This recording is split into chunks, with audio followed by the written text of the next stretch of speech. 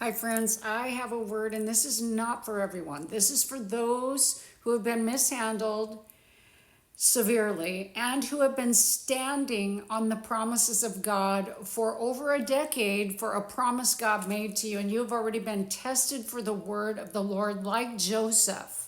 Joseph's family mishandled him severely, but the day came when God himself turned things around for Joseph.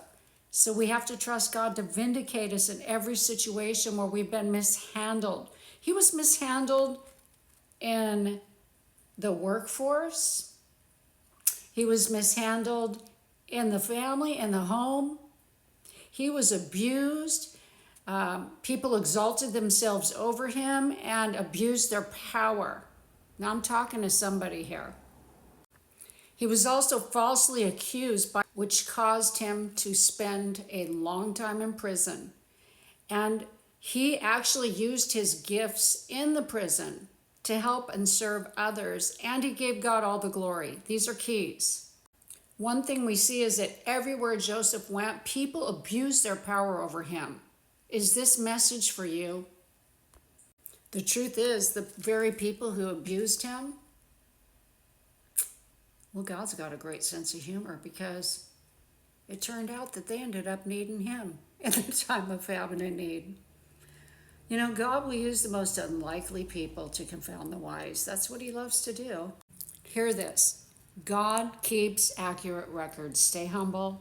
Remain faithful to do whatever God tells you to do wherever you are, no matter how small and insignificant it may seem. Be a good and faithful servant, and trust the Lord, and give God all the glory, because he will turn things around at the perfect moment. That prison was the springboard that would launch Joseph into the palace. And things can change very, very quickly when you've been standing in faith for the promises of God for more than a decade. There can be an overnight turnaround, a launching into the promise of God.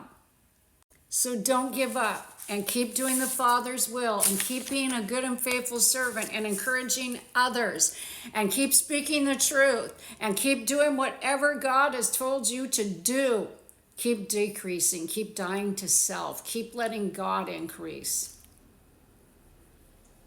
Don't give up. From his family to his home to the workforce, people with pride and selfish agendas abused their power in Joseph's life and mishandled him. God doesn't take that lightly. It may seem like everybody's getting away with this stuff, but I promise you, the day is coming when you will know that God is saying, no, he's going to step in.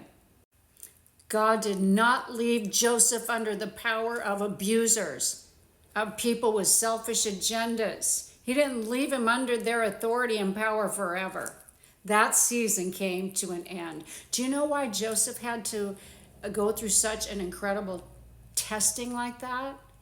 Because if a person has not been through God's training process, God's refining process, and they're going to be raised up to a great position of leadership. You know, you see a lot of narcissistic people who are not good leaders, good rulers. They're more like a dictator than a good leader.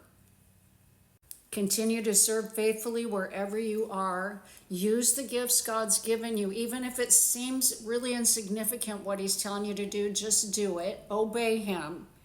And give him all the glory. Don't seek attention for yourself. Don't try to draw people to yourself. Point them to him.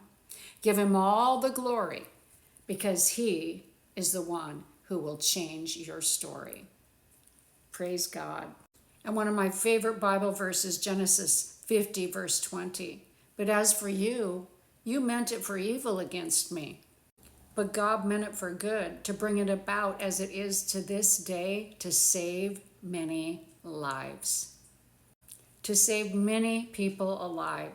See, God always has everybody in mind, and he has a much bigger picture than we can even imagine. So I encourage you today, don't you give up. Believe.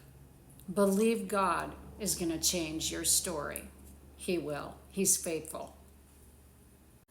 God bless you, friends.